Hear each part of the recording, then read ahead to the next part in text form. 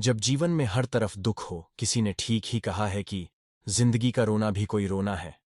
जिंदगी रोकर काटो या हंसकर वह तो कट ही जाती है। सुख और दुख जिंदगी के खेल है।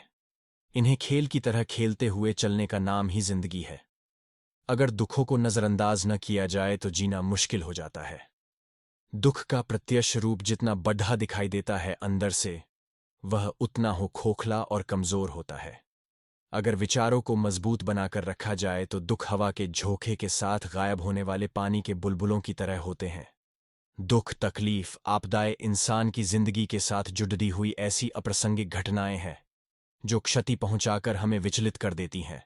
कभी कभी तो अविवेकी इंसान सहन शक्ति के अभाव में अपने होश खो बैठता है। मुसीबतों को टालने की कोशिश करते हुए भी हमारा मन विचलित हो ही उठता है। आगे बढ़ने के सारे दरवाजे बंद होते देखकर सिर पकड़े डीच कर बैठने के सिवाय कोई और रास्ता नजर नहीं आता। आखिर ऐसा क्यों होता है? राजू और हरीश की अपनी कपडड्डीहों की दुकान थी। दुर्भाग्यवश आग लगने से दोनों की दुकानें जल गईं, लेकिन वो दोनों किसी तरह से बच गए। चारों तरफ शोर मच गया। दोनों तरफ के दोस्त और रिश्तेदार उनके घर उनसे मिलने के लिए पहुंचे और गहरी सहानुभूति प्रकट की। राजू बहुत दुखी और निराश था। भगवान पर सारा दोष मरते हुए बोला, हाय, अब मेरा क्या होगा? मेरे परिवार का पालन पोषण कैसे होगा? भगवान को मैं ही मिला था क्या? काश मैं भी आग में जल जाता ताकि यह सब न देखना पड़ता।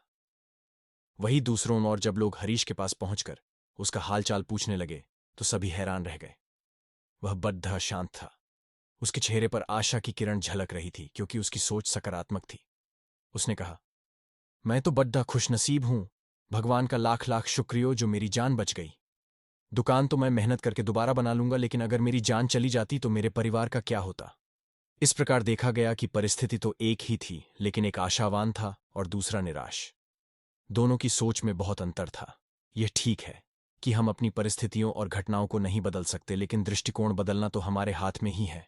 आप देख सकते हैं कि कई छात्र तो प्रेशर का डटकर सामना करते हैं, तो कई हार मान लेते हैं और डिप्रेशन में चले जाते हैं, या तो देने ही नहीं जाते। कई तो कम नंबर आने पर अपनी जान तक देने की कोशिश करते हैं बिना यह सोचे कि ये तो जिंदगी का बहुत छोटा सा पड़ाव है।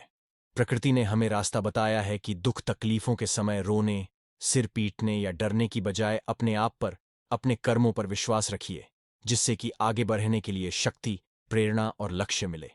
किस्मत भी उन्हीं का साथ देती है जिनमें कुछ करने का साहस होता है। हर दिन एक जैसे नहीं होते। प्रकृति का नियम है कि रात के बाद दिन जरूर आता है। यहां कुछ भी स्थायी नहीं है।